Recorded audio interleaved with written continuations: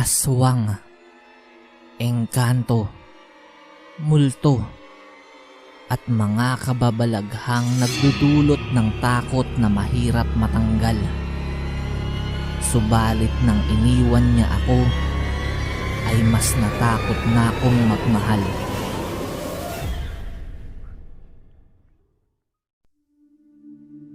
Ang kwentong ito ay ipinadala ni Rene. Nangyari ito taong 1992 sa probinsya ng Bicol. Simulan na natin ang kwento. Magandang umaga po, Captain Kokak. Itago nyo na lang po ako sa pangalang Rene. Gusto ko po sanang ibahagi sa inyo ang kwento ko na nangyari noong binata pa lang po ako. Nangyari po ito taong 1992 sa probinsya po namin sa Bicol. Hindi ko na po naabutang buhay ang lolo ko, na tatay ni Tatay Kaloy. Yung nanay ko naman po ay namatay raw 1 buwan matapos akong maipanganak. Bagamat naghahanap ako ng pagmamahal ng isang lolo at nanay, ay ayos lang. Dahil binusog naman ako ng pag-aaruga ng tatay ko. Lalong-lalo na si Mamang. Lola ko po iyon, nanay ni tatay. Mamang po ang tawag ni tatay sa lola ko, kung kaya't Mamang na rin po ang tawag ko rito. Naaalala ko pa noon na si Mamang ang halos nakakasama ko sa araw-araw. Sundalo kasi si Tatay Kaloy doon sa probinsya namin. Lingguhan lang kasi ito kung umuwi ng bahay, kung kaya't masasabing laking lola talaga ako. Iba talaga ang pagmamahal ng isang lola, Captain Kokak. Naaalala ko pa noon na kahit grade 6 na ako ay niyayakap pa rin ako nito at pinupupog ng halik sa pisngi at kilikili. Tapos ay hahalakhak ng malakas. Kasi ay ang asim ko na naman daw dahil sa maghapong paglalaro. Nang makagraduate ako ng elementary ay nadestino si Tatay Kaloy sa Manila. Halos 4 na taon kaming namalagi sa Pasay. Doon na rin ako nakapagtapos ng high school. Inilagi ako ni Tatay Kaloy sa tiyuhin ko, na kapatid ng namatay kong nanay. Wala namang naging problema dahil mababait ang mga ito. Tapos ay lingguhan din naman akong dinadalaw ni tatay para na rin mabigyan ng pera para sa pag-aaral ko. May mga pagkakataon na namimiss ko si Mamang. Siguro ay hindi nyo ako masisisi, lalo na yung mga laking lola dyan. Iba kasi talaga mang spoiled ang lola eh. Noong mga panahong kasing iyon ay walang masyadong gumagamit ng cellphone. Ang meron lang ay telepono. Kaso wala namang may telepono roon sa probinsya namin. Kailangan pang lumuwas ni Mamang sa bayan para makigamit ng telepono. At isa pa, malayo yung bahay ni Mamang sa bayan. Ilang kabahayan lang din ang malapit sa bahay ni Mamang. Nangako naman si Tatay Kaloy na kapag nakapagtapos ako ng high school ay magbabakasyon kami ng 1 buwan sa Bicol. At tinupad niya naman iyon. Tuwang-tuwa ako noon habang sakay ng bus. Talagang ninanamnam ko yung hangin at tanawin sa mga nadaraanan namin. Bihira pa kasi yung bus na air condition doon eh. Hindi namin ipinaalam kay Mamang na kasama akong uuwi ng panahong iyon. Kasi ay susurpresahin namin siya eh. Nang makarating na kami sa bahay ni Mamang ay wala siya roon. Kung kaya't pumasok na kami.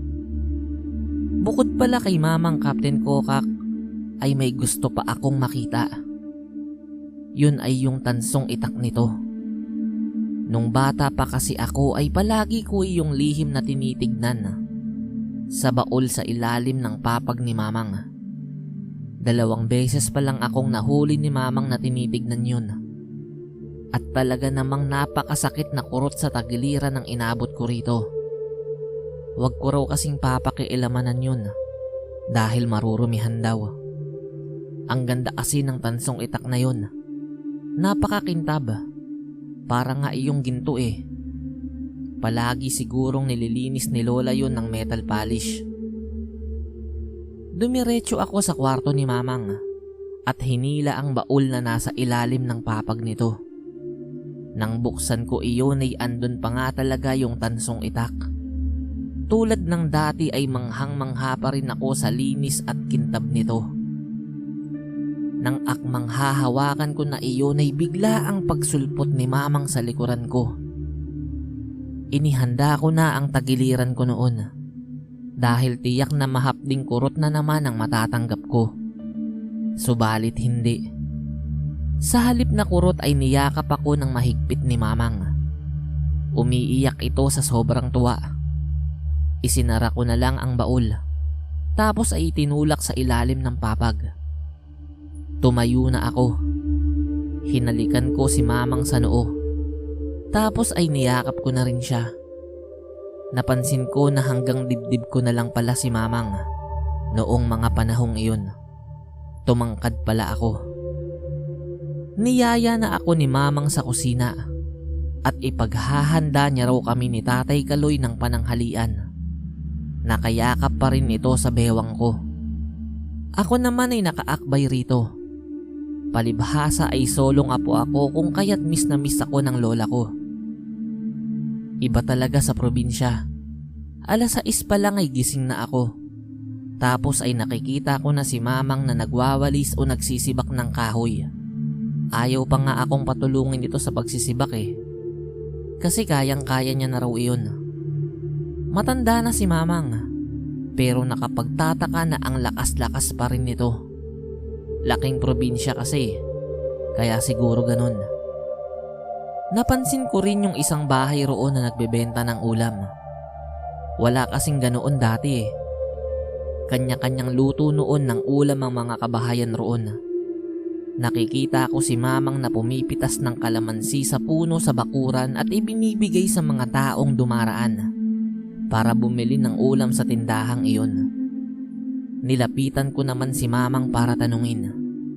Ang sabi naman ni Mamang ay aswang daw yung pamilyang iyon na nagtitinda ng ulam. Wag na wag raw akong kakain ng kahit anong ulam mula sa tindahang iyon. Ipinagwalang bahala ko na lang yung sinabing iyon ni Mamang. Kasi nung nanirahan na ako sa Manila ay hindi na ako masyadong nagpapaniwala sa mga ganoon. Isang hapon ay sinamahan ni Tatay Kaloy si Mamang na manguha ng mga nyog. Nagpumilit kasi itong si Mamang dahil paborito ko raw ang sabaw noon. Mas gusto ko kasi naman talaga ang sabaw ng nyog kaysa sa sabaw ng buko. Mas malasa kasi iyon. At hinahanap-hanap ng panlasa ko yung lasa nito na parang naglalangis na. Dagdag pa yung tumbong nito na pwedeng kainin. Nang makaalis na si Mamang at Tatay Kaloy ay siya namang dating ng pamilya na nagtitinda ng ulam. Malaki yung katawan ng lalaki. Parang mas malaki pa nga ito kay Tatay Kaloy eh. Yung babae naman na asawa nito ay tipikal na may bahay lang ang itsura. Ganoon din ang binatang anak ng mga ito. May dala itong ulam na nakalagay sa lalagyan. Nakangiti pa ang mga ito habang ibinibigay sa akin yung ulam. Ako naman ay tuwang-tuwa nang makitang Bicol Express iyon. Natakam talaga ako ng husto. Mukha namang mababait ang pamilyang iyon. Kung kaya't nilantakan ko kaagad ang ulam na iyon at inubos sa harapan nila. Nang maubos ko iyon ay nagpasalamat ako. Wagas pa rin ang pagkakangiti ng mga iyon bago umalis. Nang makabalik na si Mamang at Tatay Kaloy ay agad kong ikinuwento ang nangyari. Sinabi ko na mababait naman pala yung pamilya na nagtitinda ng ulam. Sa katunayan nga ay pinakain pa ako ng mga ito ng masarap na Bicol Express. Dahil doon ay nagkatinginan si Mamang at Tatay Kaloy. Si Mamang biglang sumimangot at galit na galit. Inutusan nito si Tatay Kaloy na kumuha ng itlog sa manukan. Si Tatay Kaloy naman ay kalmado lang. Sundalo marunong magkontrol sa sarili. Pumitas si Mamang ng mga bunga ng kalamansi sa puno. Yung dalang itlog ni tatay ay binasag niya at isinalin sa isang tasa. Hiniwa rin ni Mamang yung mga bunga ng kalamansi at ipinatak sa itlog. Tapos ay kinaukaw niya iyon ng kamay niya habang may ibinubulong. Ipinainom sa akin ni Mamang yung itlog na may patak ng kalamansi. Nang inumin ko yun ay halos magkandaduwal-duwal ako. Bigla na lang ay nagsuka ako ng napakarami. Ang ipinagtataka ko pa ay purong itim lang ang mga isinusuka ko. May mga karne rin kasama iyon na kulay itim din. Tapos yung huling isinuka ko ay itim na bato na kasing laki ng hulin. Umiiyak na si Mamang noon at galit na galit. Mura ito ng mura. Gustong gusto niya na raw patayin yung pamilyang yun. Yung pamilya ng aswang na nagpakain sa akin ng ulam. Ang ipinagtataka ko ay kung bakit hindi ito pinapakalma ni Tatay Kaloy. Pumasok si Mamang sa loob ng kwarto nito at paglabas ay hawak-hawak na yung makintab nitong tansong itak. Iyon ang unang beses na nakita akong hawak-hawak iyon ni Mamang. Sumugod ito sa bahay ng pamilyang nagtitinda ng ulam. Nakasunod lang kami ni Tatay Kaloy kay Mamang. Kapansin-pansin pa rin ang pagiging kalmado ni Tatay Kaloy. Naabutan namin sa tindahan yung malaking lalaki. Pero yung asawa nito at binatang anak ay wala roon. Galit na galit talaga si Mamang. Pinagmumura niya yung lalaking yun. Tapos yung lalaki biglang lumingon. Para itong baliw. Pagalaw-galaw yung ulo nito na parang di mapakali. Tapos naglalaway yung bibig. Lalapitan na sana ito ni Mamang para tagain ng tansong itak. Subalit sa pagkakataong iyon ay pinigilan na siya ni Tatay Kaloy. May kinuha si Tatay Kaloy sa bulsa niya. Para iyong maliit na butil ng kung anuman na parang bato rin. Isinubo iyon ni Tatay Kaloy. Nang pagkasubo niyang iyon ay hindi na ito nagsalita. Yung lalaking naglalaway ay sinugod si Mamang. Pero bago pa man ito makalapit kay Mamang ay humarang na si Tatay Kaloy at sinuntok ito sa sikmura. Mas malaki ito kay Tatay Kaloy pero kitang-kita kong namilipit ito sa sakit at napaatras. Nilapitan pa ito ni Tatay Kaloy at sinuntok sa mukha. Bumalandra ito sa dingding ng bahay nila. Sunod-sunod na suntok ang tinatanggap nito kay Tatay Kaloy. Kung ordinaryong tao lang ito ay malamang na mawawalan na iyon ng malay. Subalit bagamat iniinda at nasasaktan ito sa mga suntok ni Tatay Kaloy ay nagagawa pa rin itong makatayo kapag bumabagsak ito sa lupa. Habang ginugulpi ni Tatay Kaloy yung lalaki ay siyang pagsulpot ng dalawang malaking aso. Kulay itim ang mga kulay noon. Hindi ko narinig na tumahol ang mga iyon. Puro pag-angil lang. Yung mas malaking aso ay akmang susunggaban si Tatay Kaloy. Subalit sinigawan ito ni Mamang. Itinuro ni Mamang yung hawak na tansong itak rito. Tapos ay biglang may inusal na bulong. Hindi huminto sa pagbulong si Mamang habang nakaturo lang yung tansong itak sa mga aso. Kapansin-pansin na biglang nangatog yung mga aso. Tapos hindi makaalis sa mga pwesto nito. Parang takot na takot ang mga ito. Ilang sandali pa ay lupaypay na yung malaking lalaki. Nilapitan ni Tatay Kaloy yung dalawang aso at pinagsisipa. Palakda sa lupa ang mga iyon. Bago namin lisanin ang lugar na iyon ay nagsasalita pa rin si Mamang. Pinagmumura pa rin yung malaking lalaki at dalawang aso na nakabulagta. Sinabi ni Mamang na anong akala ng mga ito. Na mahina na siya dahil matanda na. Iniluwa naman ni Tatay Kaloy yung butil sa kanyang bibig at ibinalik sa bulsa. Nagsabi rin ito na ayaw niya nang makita ang pagmumukha ng pamilyang iyon sa lugar namin. Kapag nakita pa raw ni Tatay Kaloy o ni Mamang ang mga iyon ay hindi napipigilan ni Tatay Kaloy si Mamang na patayin ng mga iyon. Dahil sa pangyayaring iyon ay isang katanungan ang nasagot sa isip ko tungkol sa mga kinukwento ng kasamahan ng tatay ko, na kapag napapalaban daw sila sa mga rebelde at hindi na nagsasalita ang tatay ko, paniguradong nagiging matagumpay ang mga misyon.